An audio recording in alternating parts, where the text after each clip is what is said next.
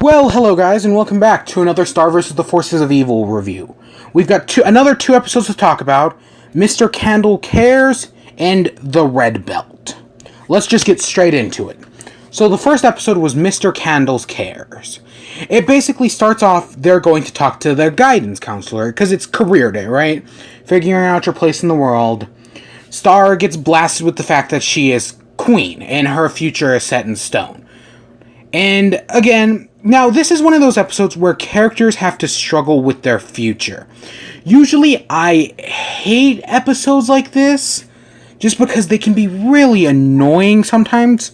But I don't mind this one because usually when I hate these episodes when characters are able to like predict the future, kind of like the fortune cookie one. Remember, I didn't like that episode just because it's the whole predicting the future thing. But this one I don't mind as much because it is trying to struggle with her future. So I do like that a lot better than what it could have been. And I mean, like, she does kind of try to change her future, but yeah.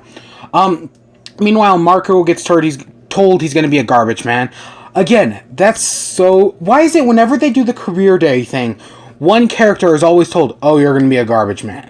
That is so cliche. At least they throw it out the window within, like, the first, like, few minutes. So they find out the career Mr. Candles is working for Tom, right? Because they're using him as a plot to set up Star and Tom. I like that Marco figures it out and tries to foil it. Again, the jokes, I liked the jokes in this one. As if you guys saw my thoughts on the last episode, I didn't think the jokes were that funny. But this one had a lot of good jokes. The whole when the candy bowl cat thing exploded, I thought that was funny. Some of the timing was good. But yeah, so Marco gets dragged to hell by Tom because Tom thinks they're dating, and he gets tortured, and they find out, and they have a fight to find out, of course, about love. It's not weird. I mean, like, it's about love, but it's more about Star and Tom, if anything else. Because now, the last time we saw Tom in the Blood Moon Ball, we found out... Okay, what was I saying? Oh yeah, something... So, Tom, right, they have this battle, because it's really... Oh yeah, Blood Moon Ball. So the Blood Moon Ball set up that Star and Marco's relationship was just friends. There wasn't any romance involved. And that was a good way to do that. But now, I mean, like, at the end of the episode, they do say, oh, Marco kind of wins this battle. And you actually kind of, I mean, like, Tom, he is sincere. He is trying his hardest to be someone Star will like. And I actually kind of, I'm kind of rooting for him, kind of not. I don't know. I mean, like, I'm glad they aren't just making him out to be the villain and they're trying to do something more with him. Okay, but then on the other, so Marco and, right, they have this ping pong battle. Marco gets destroyed. And they do have this connection, like they like with Star playing ping pong. That was nice. How they actually have something in common. But then, so Star, meanwhile, goes all, I'm assuming, I'd say emo, because I don't think goth covers it, but again, I could be wrong. I don't know anymore. But yeah, she's gonna chop off a mermaid's tail, because chopping off the mermaid's tail will make her lose she won't become queen. But yeah, we see her, like, she shaves her head, she puts on all the clothes, and it's like, yeah, she's going a little too far here. I mean, she calls her mother, and I really liked that. How she's actually kind of relying on her mother this time around. Like, she's actually, like, thinking about, like, she's actually trying to get help here. You know what I mean, hopefully. But yeah, that was that her whole going emo thing was interesting, but again, it's just an end of the episode thing, and it's her realizing who she really wants to be as queen. And then, okay, so the second episode is The Red Belt. Now, it starts off with this dream. This dream is really weird. I'd like to say it's a little bit foreshadowy, because, like, you've got the locker, and then the Muberty thing, and then Marco pops out, and then it turns into the guidance counselor. And that was, and then everybody leaves without him, because again, Marco's worried he's not, all his friends are growing up, and yet he isn't. I like this episode as well. Let's just say that. I like both of these up. I really do. Again, the comedy was better. There were some good jokes. I like these two.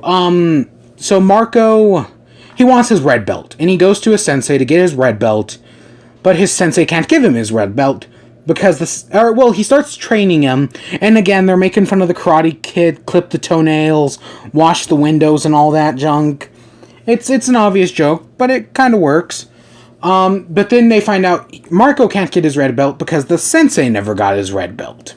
So because of this whole videotape thing, which, honestly, I mean, like, getting your belts based on a videotape is kind of whatever. And yet, didn't Jeremy have a higher level belt? Doesn't that mean Jeremy has a higher level belt than both of them? And if he's only a green belt, then why was he teaching a karate? Whatever. But no, so they go on a quest to find the videotape. And while they're off, right, they go to a thrift store. We learn that the sensei gets distracted very easily. And he's basically just Marco. They're the exact same. Basically, the sensei is just what Marco will be in the future, right? He gives up easily, and it's just kind of showing, like, it's helping Marco realize that, oh, this is, if I don't change my ways, this is what I will be, kind of thing. And then Marco pulls a jazz singer thing and says, you are no longer my sensei, and all that. And then he goes and finds the tape. Now, we get this, they're at this VHS store, which, okay, VHS stores don't even exist anymore. I mean, like, I accepted the thrift store thing, because that made perfect sense, but really, VHS store. But so so Marco has to fight the nerd to get it. And the joke with the whole nerd, I kind of like that. The fight scene was okay. He was a nerd collecting videotapes. Why did he destroy some of his own tapes then?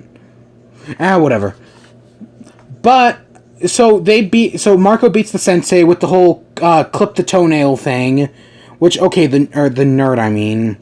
The nerd went down really easy. Like, that was kind of, he's this big guy, and yet he just falls to just one move.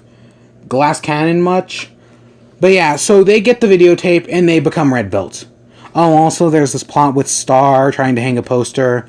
There were a few funny jokes in there, like the whole, like, oh, she's just laying in the bathroom, she looks up and the hammer's there, because the parents went and bought a hammer.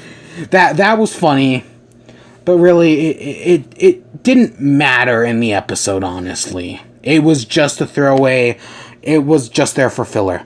Overall, like I said, I liked both the episodes, and I can't wait to see where it goes from here. I hope you all enjoyed. Until then, peace.